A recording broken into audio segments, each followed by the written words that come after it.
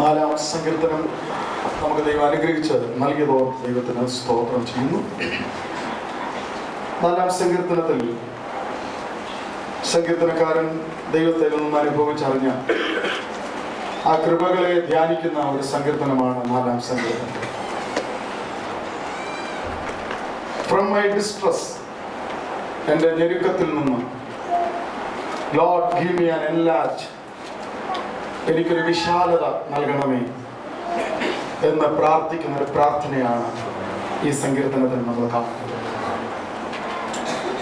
എല്ലാവരുടെയും ജീവിതത്തിൽ ആഗ്രഹിക്കുന്ന ഒരു ആഗ്രഹമാണ് ഞെരുക്കം, സ്ഥിതി ഇതൊന്ന് മാറണം, ഒരു വിശാലത ജീവിതത്തിൽ അനുഭവിക്കണം. അനുഭവിക്കാത്തവർ ആരും തന്നെ ഇല്ല. ഞെരുക്കത്തിലിരുന്ന് പ്രാർത്ഥിക്കാത്തവരാരും തന്നെ ഇല്ല. ആ പ്രാർത്ഥനയുടെ മറുപടിയായി വിശാലത അനുഭവിച്ച ദൈവമക്കളും ഇന്ന് രാത്രിയിൽ എന്നെ കേൾക്കുന്നുണ്ടെന്ന് എനിക്കറിയാം. ഇവിടെ സങ്കീർത്തനക്കാരൻ താൻ അനുഭവിക്കുന്ന ഞെരുക്കത്തിൽ താൻ ഒരു കാര്യം തിരിച്ചറിഞ്ഞു. എന്റെ ഞെരുക്കത്തിൽ നിന്ന് എനിക്കൊരു വിശാലത തരാൻ കഴിയുന്ന ഒരാളെ ഉള്ളൂ.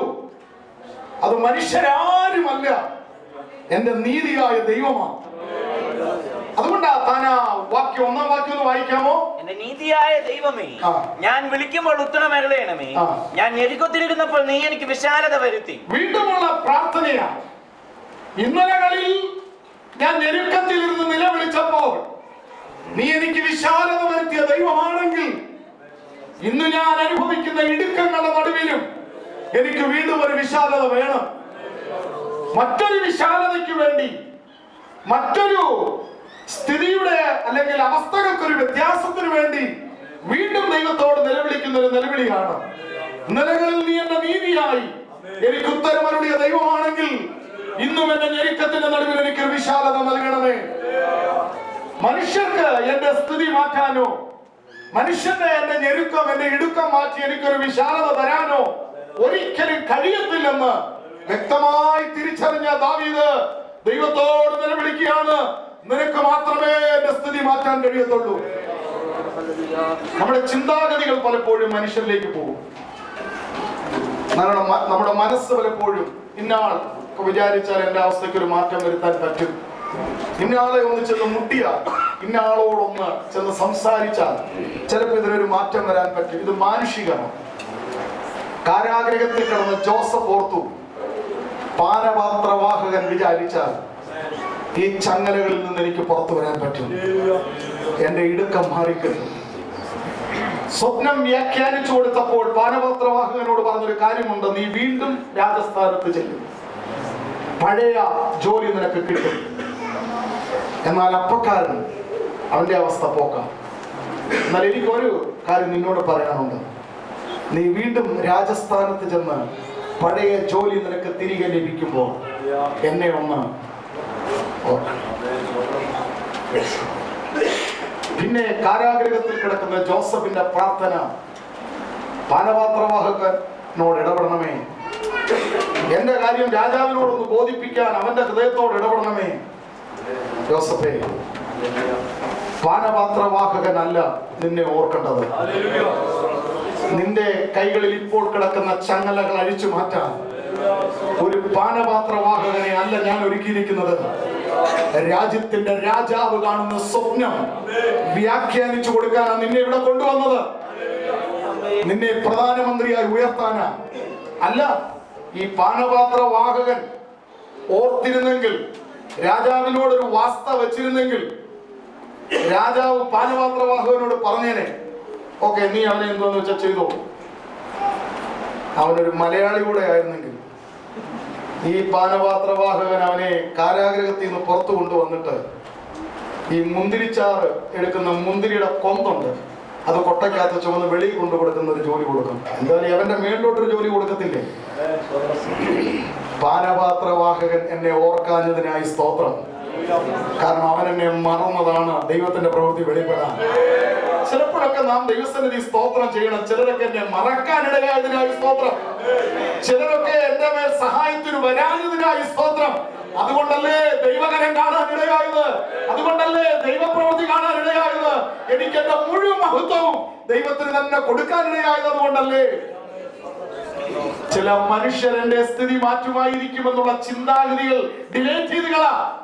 എന്നിട്ട് എന്റെ ഇന്നത്തെ സ്ഥിതി മാറ്റാൻ ഒരാൾക്ക് മാത്രമേ കഴിയത്തുള്ളൂ. അത് മറ്റാരുമല്ല, എന്റെ നീതിയായ ദൈവമേ. ഞാൻ വിളിക്കുമ്പോൾ ഉത്തരമരുളണമേ. എന്റെ ഞെരുക്കത്തിൽ നിന്ന് എനിക്കൊരു വിശാലത തരണമേ. ഞെരുക്കങ്ങളെ മാറ്റാൻ, ഇടുങ്ങിയ അവസ്ഥകളെ മാറ്റാൻ, തകർച്ചകളെ മാറ്റാൻ കഴിവുള്ള ഒരാളെ ഉള്ള ദൈവമക്കളെ. മാനുഷിക ചിന്തകൾ മാറ്റിവെക്ക്.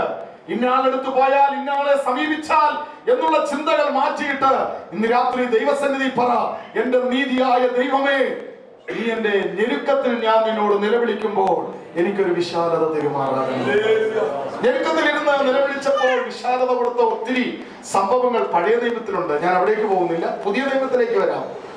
തന്റെ ഞെരുക്കത്തിലിരുന്ന് നിലവിളിച്ചപ്പോൾ വിശാലത കൊടുത്തവൻ 38 വർഷമായി കുളക്കരയിൽ കിടക്കുന്ന ആ മനുഷ്യൻ 38 വർഷമായി അനുഭവിച്ച തന്റെ ഇടുക്കം, തന്റെ കിടക്കയിൽ നിന്ന് ഞെരങ്ങി ആ കുളക്കരയിലേക്ക് നീങ്ങാൻ മാത്രം പ്രാപ്തിയോടെ അവൻ ചെല്ലുമ്പോൾ മറ്റാരോ ചാടി അവിടെ സൗഖ്യം പ്രാപിക്കുമ്പോൾ, ഇങ്ങനെ 38 വർഷമായി കുളക്കരയിൽ കിടക്കുന്ന മനുഷ്യനോട് ചോദിച്ചാൽ പറയും, എന്റെ 38 വർഷത്തെ ഞെരുക്കം മാറ്റിയത് ദൈവം ഒരുപാട് ദിവസങ്ങളൊന്നും എടുത്തില്ല. തന്റെ ഒരു വാക്കിന്റെ മുമ്പിൽ എനിക്ക് വിശാലത തന്നവനാ.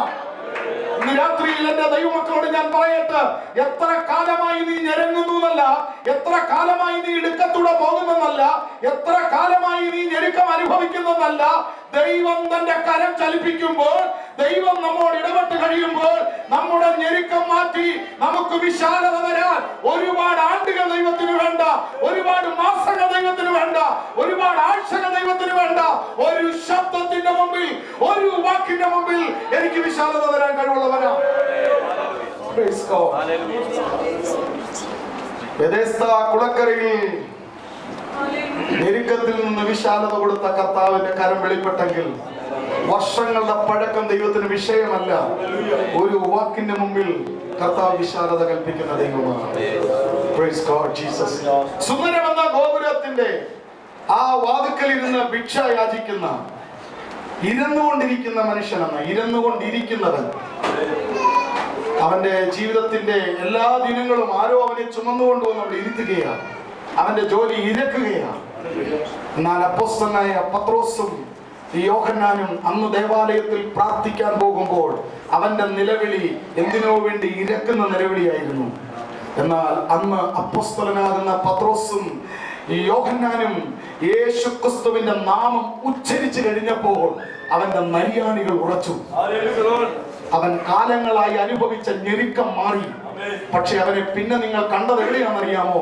ആലയത്തിന്റെ അകത്ത് ചാടിയും തുള്ളിയും ദൈവത്തെ സ്തുതിക്കുന്ന രംഗമാണ്. അങ്ങനെയെങ്കിൽ ദൈവം തന്റെ മക്കളുടെ ഞെരുക്കം മാറ്റുമ്പോൾ അവരുടെ സ്ഥിതികൾ മാറുകയാണ്, അവരുടെ ആരാധന മാറുകയാണ്. ഇരുന്നുകൊണ്ടിരുന്നവനെ നിന്നുകൊണ്ട് സ്തുതിക്കുന്നതാ ദൈവത്തിന്റെ മാറ്റം. നമ്മൾ നമ്മുടെ ആ ഭൗതികമായ കണ്ണുകളില് ഭൗതികമായ ചിലതിലേക്കുള്ള ഞെരുക്കം വിശാലത മാറിയിട്ട് ഇങ്ങോട്ടൊന്ന് വന്നേ.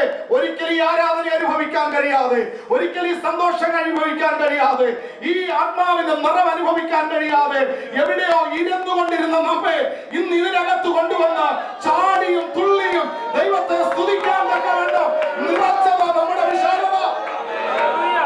ദൈവം എനിക്ക് വരുത്തിയ വിശാലത ഭൗതികമല്ല, എനിക്ക് വരുത്തിയ വിശാലത ആത്മീകമാ.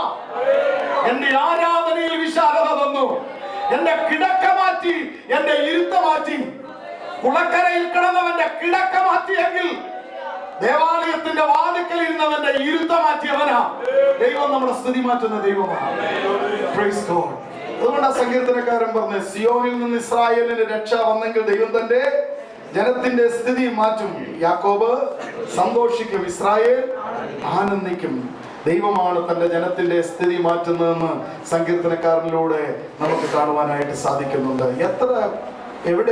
എത്ര വർഷം നമ്മൾ അനുഭവിച്ചു ഞെരുക്കം, അതൊന്നും ദൈവത്തിന് വിഷയമല്ല. താൻ കടലിൽ വേഗത്തിൽ പുരുഷാരത്തിൽ നിന്ന് ഇറങ്ങി മുൻപോട്ട് യാത്ര ചെയ്യും. ആർക്കും അറിയത്തില്ല എന്തിനാ പോകുന്നതെന്നും എവിടാ പോകുന്നതെന്നും. ഭയങ്കര ക്രൂസൈഡിന്റെ നടുവിൽ നിന്ന് യേശുക്രിസ്തു വേഗത്തിൽ അക്കരയ്ക്ക് പോകാ എന്ന് പറഞ്ഞുകൊണ്ട് ഗദര ദേശത്തേക്ക് യാത്ര ചെയ്യുന്നത്. പക്ഷെ യേശുവിനൊന്നും അറിയാം, കല്ലറകളിൽ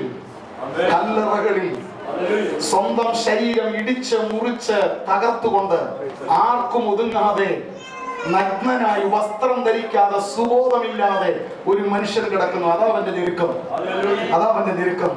അവനോട് ചോദിച്ചാൽ, നിന്റെ ഞെരുക്കത്തിൽ നിന്നും നീ നിലവിളിച്ചപ്പോൾ ദൈവം നിനക്ക് വരുത്തിയ വിശാലത എന്തെന്ന് ചോദിച്ചാൽ അവൻ പറയും, സൈക്കിൾ മാറ്റി കാറ് കിട്ടിയെന്നോ, ചെറിയ കൂര മാറ്റി ഇരുനില വീട് കിട്ടി, അതൊന്നും അല്ല അവന്റെ ഞെരുക്കം. അവൻ പറയും, സുബോധമില്ലാതെ വസ്ത്രം ധരിക്കാതെ അശുദ്ധാത്മാവിനാൽ ബാധിച്ച് ലോകത്തിന് ഭാരമായി കല്ലറകളിൽ കിടന്ന എന്നെ യേശുനാഥൻ തൊട്ടപ്പോ എനിക്ക് വിശാലത വന്നു. എന്താ എന്റെ വിശാലത? സുബോധമുള്ളവനായി വസ്ത്രം ധരിച്ച് യേശുവിന്റെ കാൽക്കലിരുന്ന് അവനെ ആരാധിക്കുവാൻ എനിക്ക് ലഭിച്ച അവസരമാണ് എന്റെ ജീവിതത്തിലെ വിശാലത. എന്താ എന്റെ ജീവിതത്തിൽ ദൈവം തരുത്തിയ വിശാലത എന്നറിയാമോ? സുബോധമില്ലാതെ വസ്ത്രം ധരിക്കാതെ കല്ലറകളിൽ പാർത്ത ആർക്കും ഒതുങ്ങാതെ എല്ലാവർക്കും വേദനയും ഭാരവുമായിരുന്ന എന്നെ യേശുനാഥന്റെ ശബ്ദത്തിന്റെ മുമ്പിൽ എനിക്ക് വിശാലത വന്നു. ഇപ്പോൾ അവനെ നിങ്ങൾ എവിടെയാ കാണുന്നതെന്നറിയാം? വസ്ത്രം ധരിച്ചും സുബോധം പൂണ്ടും യേശു ക്രിസ്തുവിന്റെ കാൽക്കലിരിക്കുകയാണ്. Praise God. ഇന്ന് രാത്രിയിൽ ആർക്കും പറയാൻ കഴിയത്തില്ല ദൈവം ഒരിക്കലും വിശാലത തന്നില്ലെന്ന്. ഇന്ന് ഇവിടെ ഇരിക്കുന്നത് ദൈവം വരുത്തിയ വിശാലതയാ. യേശുവിന്റെ പാദപീഠത്തിൽ ഇരിക്കാൻ ലഭിച്ച അവസരമാ ദൈവമക്കളെ നമുക്ക് ലഭിച്ച ഏറ്റവും വലിയ വിശാലത. ഞാൻ ഞെരുക്കത്തിലിരുന്ന് വിളിച്ചു, ദൈവം എനിക്ക് എന്ത് വരുത്തി? വിശാലത വരുത്തി. ഞെരുക്കത്തിലിരുന്ന് മനുഷ്യരോടല്ല നാം നിലവിളിക്കേണ്ടത്. മനുഷ്യന്റെ മുഖത്തേക്ക് നോക്കരുത്. നമ്മുടെ സ്ഥിതികളെ മാറ്റാൻ, നമ്മുടെ അവസ്ഥകളെ മാറ്റാൻ 38 വർഷമായി കുളക്കരയിൽ കിടന്നവന്റെ കിടപ്പ് മാറ്റിയവൻ, സുന്ദരമെന്ന ആലയത്തിന്റെ വാതിക്കൽ ഇരുന്നുകൊണ്ടിരുന്നവന്റെ ഇരിപ്പ് മാറ്റിയവൻ, അങ്ങനെയാണ് ഗദരദേശത്ത് കല്ലറകളിൽ പാർത്തവന്റെ പാർപ്പ് മാറ്റിയവൻ, കിടക്ക മാറ്റുന്നവൻ, ഇരിപ്പ് മാറ്റുന്നവൻ, പാർപ്പ് മാറ്റുന്നവൻ. അതാ വിശാലത. ആ വിശാലത അനുഭവിക്കാൻ കഴിയുന്നതാ ഏറ്റവും വലിയത്. ഞാനോ ഞെരുക്കത്തിലിരുന്ന് ദൈവത്തോട് നിലവിളിച്ചു, ദൈവം എനിക്ക് വിശാലത തന്നു. ദൈവം നൽകിയ വിശാലത അനുഭവിക്കുന്ന ദൈവമക്കളെ ഓർത്ത് ഞാൻ ദൈവത്തിന് സ്തോത്രം ചെയ്യുന്നു.